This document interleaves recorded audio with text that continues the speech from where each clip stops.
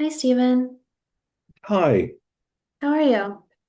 I'm doing all right this morning. A little tired, but I'm doing well. Did you have a good fourth? I had a quiet fourth. Stayed home with the family. Didn't really go anywhere. It was too hot to do anything. Yeah, there's a heat wave here. Yeah. I'm sure it's hotter down there. So last time we talked about like your anger and your fear while you're driving with other people's driving. We talked a little bit about your past. Yes. Before we get into that, I wanted to ask, has there been any changes since the last time we talked? Okay. I don't think there's been any changes. Um, I, there's maybe been one or two points where it came up again, where someone was driving in traffic, and that almost obsession of that anger kind of came up.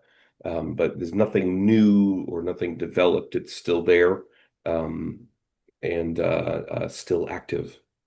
Okay, do you want to tell me about those incidents? Sure. One I can remember specifically, it was coming out of one of the parking lots onto a main road. They had come to a intersection and they were coming off the main road to turn left into the parking lot. They had the right of way.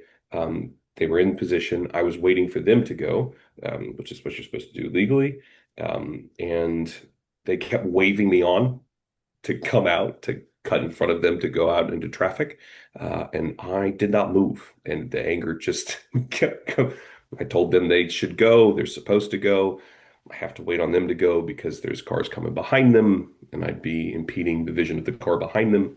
It's a whole thing in my head, a little obsessive, but the anger came up there. The other one, I don't really remember the reason. It was more driving down the road, and they cut me off or didn't turn on their blinker. But those were the two incidents. And for an extended period of time after, maybe an hour, I was still running the scenario in my head. Um, you hear people talk about fighting in the shower and running those scenarios and winning. That was what happened for a while after that. Okay. For the first incident, was it more like a slow build? Like at first you were like frustrated, and then the longer it happened, the angrier you got. It was I I'd like to say that. I would say that the anger built over time, but the moment they waved me forward, it was an immediate push. So if we're doing like a bar, I was immediately angry and then it got more and more. Like it wasn't just like frustration into Yeah, so it was just immediate boom, anger, more anger, the longer. Okay. yeah. Thank So you. here's another one. And I was just immediately angry. Okay. You mentioned winning. How do you think you would have won in this situation? Um, that's a good question. I'm not sure. I mean, there's nothing to win. Something that they would do, is just do the right thing. I've I've never actually thought of that in that term. Um, I'm not sure what I would have won in that situation. So it was more of just thinking about it in like a general sense. Yeah, but I mean, I just said it now, and I think you kind of just stumped me in a that I've never that interesting. I know I've said it, and I feel like I would have. It was an argument to win. So like, there's that feeling there, but I've never thought about those words specifically. I don't know. I don't know what I would have won, but there's certainly a feeling that there was something to win, and I'm not sure. Maybe my opinion was right, and they needed to recognize that that the law was correct and I knew the law and they didn't. I mean, maybe a win in that sense, but that's very interesting. Kind of thrown me there. Sorry. Oh, you're fine. You've mentioned before that a lot of times your anger comes from a place of fear for your safety, other people's safety. Do you think that was present at all? I in that particular moment, yes, there was no one in the car with me. I was more concerned because I knew that they signaled to go. And so I knew that the people driving on the lanes coming forward behind them, if I did go, wouldn't see me. So my safety was in jeopardy. Their safety was in jeopardy, simply because that person making the turn wasn't obeying the law. So yeah, in that sense, in my safety in the people coming around the corner, yeah, they were jeopardizing the safety of the people around them. Yeah, that makes sense. Before I continue, I wanted to ask you a few questions, just for safety care. It's a standard test that all clients take, if that's okay with you. Yeah, yeah. Okay, it's just a few simple questions. Some of them might be uncomfortable. Just answer to your best ability. The first one is, have you wished you were dead or wished you could go to sleep and not wake up? Is that like overall? Is that, In the past month. oh, in the past month? Mhm.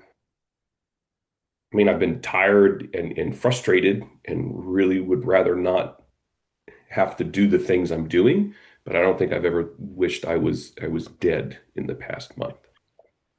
Okay.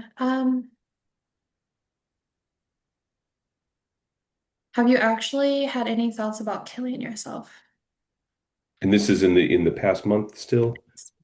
Okay. No, I haven't had any thoughts like that in the past month. I don't. Yeah, no. Okay, good. Just one more question then. Sure.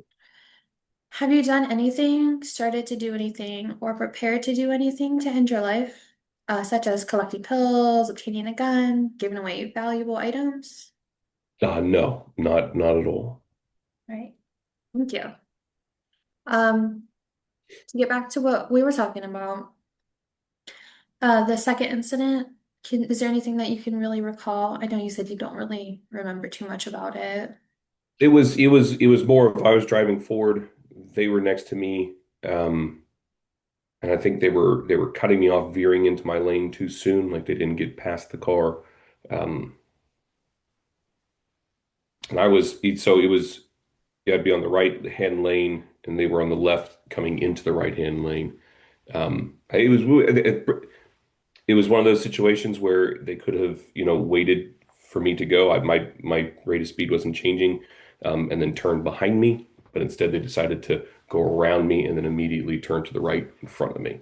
And it's just unnecessary, and that pushed me forward. I mean, that sounds really scary.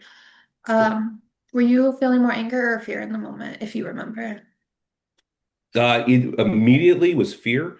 My son was with me, so it was immediately like pump the brakes, pull back, let them do what they're doing, and then anger came right out of that. Okay. When you have somebody else in the car with you, like your wife or your son, or really anybody that you care about, do you notice that your anger is higher or lower than when you're alone? Um, I think it's the same. I think it's the same. I don't think there's a difference. I feel like nobly there should be a difference. Like I should be more angry. But I think if I'm looking at the situations, I think it's the exact same. Okay, that makes sense. When you have like the anger, is it more like outbursts? Like, are you like yelling? I know we talked about how it's mostly internal, but I didn't know if maybe that was situational or depending on who was with you. I mean, that could be situational. If you ask my wife and my son, it's outward.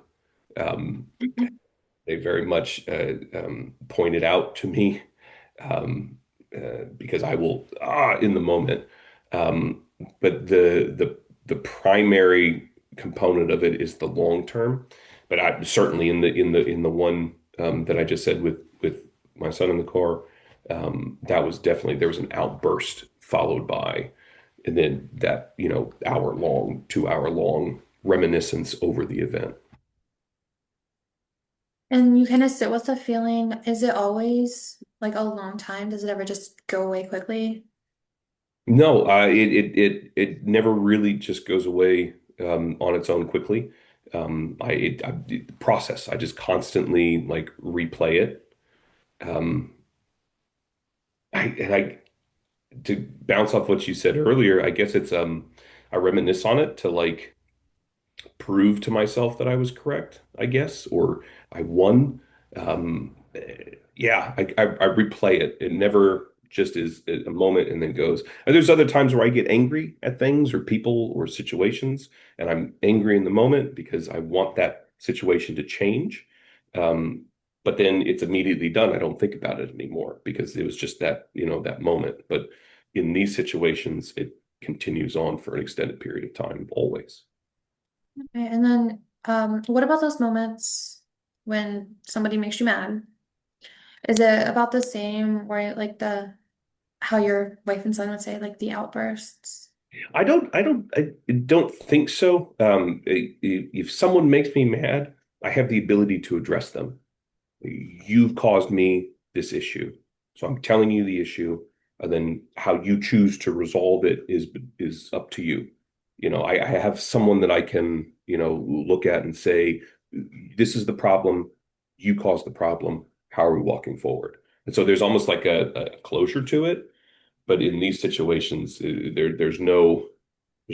guess there's no closure, so it just like plays forward, You can't continues, get your point across or give your opinion or or I if that can't. makes sense. Yeah. Yeah, yeah, man. Okay. We're getting close to the end of our session. Is there anything else you wanted to share or bring up? Not at this time. All right. If it's okay with you, on our next session, I think we're going to try to, well, sorry. I think we're going to try to set some goals, try to work through some of your anger issues or your fear when it comes to driving. Okay. Hey, it was nice talking to you. No, thank you so much. Of course. Any feedback?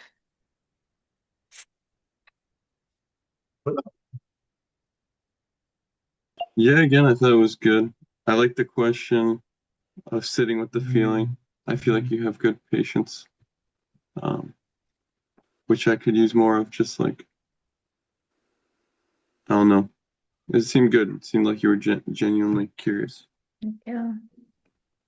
Um, the one question that like he said like stumped him about winning, that was like a really good question. Like it really made him question his own thinking about it, so that was really good. Thank And you. then I just put like the transition was abrupt, but it's like the assignment and I know you had to do it, so that's something just I was just trying to think of like how to work it in. yeah, but Um, you did good. Dr. Moon said that I don't sit with feelings long enough.